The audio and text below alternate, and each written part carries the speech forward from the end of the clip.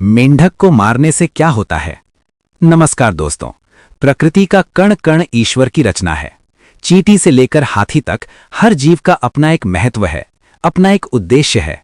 लेकिन हमारे शास्त्रों में कुछ जीवों को विशेष स्थान प्राप्त है। एक ऐसा ही जीव है जो बारिश का संदेशवाहक माना जाता है, जो जल और थल दोनों का राजा है। जी हां, हम बात कर रहे हैं मेंढक यानी फ्रॉग की। अक्सर हम अनजाने में या खेल खेल में जीवों को नुकसान पहुंचा देते हैं। लेकिन क्या आप जानते हैं कि हिंदू धर्म के प्राचीन ग्रंथों जैसे गरुड़ पुराण, स्कंद पुराण, शकुन शास्त्र और ज्योतिष में मेंढक को मारना एक महापाप माना गया है। क्या मेंढक को मारने से वाकई वंश का नाश हो सकता है? क्या इससे घर की लक्ष्मी रूठ जाती है? और गरुड़ पुराण में इसके लिए किस भयानक सजा का वर्णन है? आज के इस वीडियो में हम इन्हीं रहस्यों से पर्दा उठाएंगे। अंत तक हमारे साथ बने रहें, क्योंकि ये जानकारी आपके और आपके परिवार के लिए बेहद महत्वपूर्ण हो सकती है। सबसे पहले ये समझना आवश्यक है कि मेंढक साधारण जीव नहीं है। सनातन धर्म में मेंढक को वर्षा के देवता भगवान इंद्र और देवों के देव महादेव से जोड़ा गया है। जब धरती प्यासी होती है तो मेंढक की पुकार ही इंद्र को वर्षा करने के लिए विवश करती है। इसे मंडूक कहा जाता है। मांडुक्य उपनिषद जैसा पवित्र ग्रंथ भी इसी नाम से जुड़ा है। वेदों में मेंढक की ध्वनि को गुरुकुल में वेद पाठ करते हुए ब्राह्मणों की ध्वनि के समान पवित्र माना गया है। ऋग्वेद के मंडूक सूक्त में मेंढकों की प्रशंसा की गई है। अब सोचिए, जिस जीव की तुलना वेदों के उच्चारण से की गई हो, उसकी हत्या करना कितना बड़ा अपराध हो सकता है। आइए अब बात करते हैं शकुन शास्त्र की। शकुन शास्त्र हमें आने वाली घटनाओं के संकेत देता है। इसके अनुसार मेंढक का दिखना सौभाग्य का प्रतीक है। अगर आपको घर के आसपास या घर के मुख्य द्वार पर मेंढक दिखाई दे तो ये साक्षात लक्ष्मी के आगमन का संकेत माना जाता है। ये बताता है कि आपके जीवन में धन और वर्षा यानी समृद्धि होने वाली है। लेकिन अगर आप उसी मेंढक को मार देते हैं या उसे चोट पहुंचाते हैं तो शकुन शास्त्र कहता है कि आप अपने घर आती हुई लक्ष्मी को लात मार रहे हैं। मेंढक को मारने से दरिद्रता का शाप लगता है। ऐसा माना जाता है कि जिस घर में जानबूझकर मेंढक की हत्या होती है, वहां से सुख शांति हमेशा के लिए चली जाती है और क्लेश का वास हो जाता है। ज्योतिष शास्त्र यानी एस्ट्रोलॉजी की दृष्टि से देखें तो मामला और भी गंभीर हो जाता है। मेंढक एक ऐसा जीव है जो जल और भूमि दोनों पर रहता है। ज्योतिष में ये बुध और राहु से भी संबंध रखता है। ज्योतिषाचार्यों का मानना है कि मेंढक को मारने से व्यक्ति की कुंडली में दोष उत्पन्न होता है। बुध दोष। मेंढक को कष्ट देने से आपकी बुद्धि भ्रष्ट हो सकती है, व्यापार में घाटा हो सकता है और त्वचा से जुड़े रोग हो सकते हैं। राहु का प्रकोप। मेंढक को छाया ग्रहों का प्रतीक भी माना जाता है। इसकी हत्या करने से राहु कुपित हो जाते हैं, जिससे जीवन में अचानक दुर्घटनाएं और मानसिक तनाव बढ़ जाता है। कई तंत्र मंत्र की क्रियाओं में भी मेंढक का प्रयोग होता है, इसलिए इसे मारने से नकारात्मक ऊर्जा आपके पीछे पड़ सकती है। अब हम उस ग्रंथ की बात करेंगे जिससे हर कोई डरता है, गरुड़ पुराण।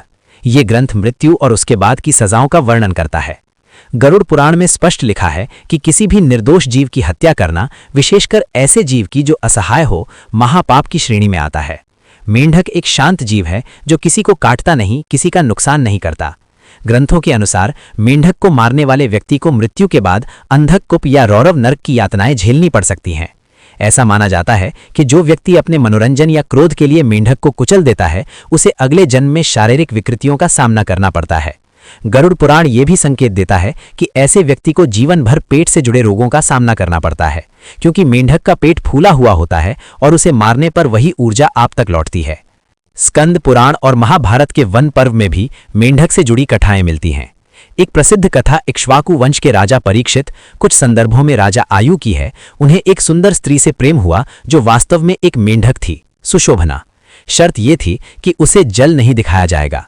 जब राजा से गलती हुई और सत्य सामने आया तो पता चला कि वो मंडूक राज की पुत्री थी। इस कथा का सार ये है कि मेंढक कोई साधारण कीड़ा मकोड़ा नहीं, बल्कि देव शक्तियों से जुड़ा हुआ जीव है। स्कंद पुराण के अनुसार मेंढक को मारने से वंश वृद्धि रुक जाती है। ये संतान सुख में बाधा उत्पन्न करता है।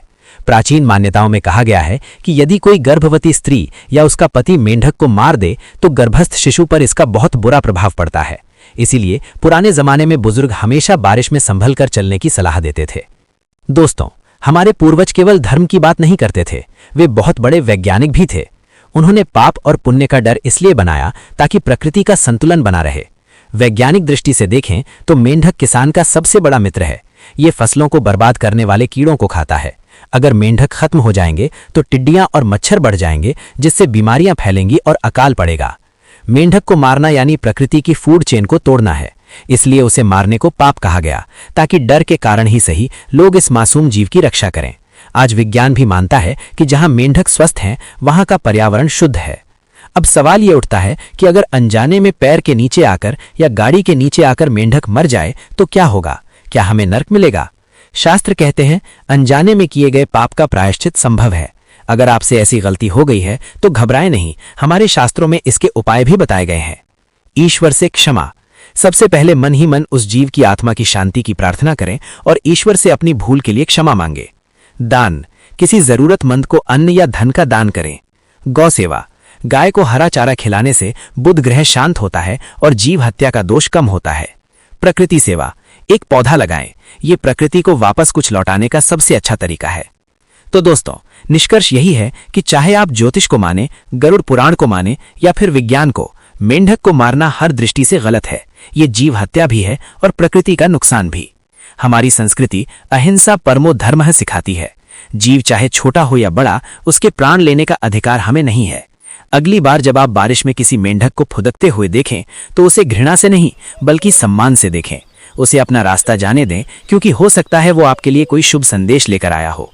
आपको ये जानकारी कैसी लगी? क्या आपने कभी मेंढक से जुड़े किसी शकुन या अपशकुन का अनुभव किया है? हमें कमेंट करके जरूर बताएं।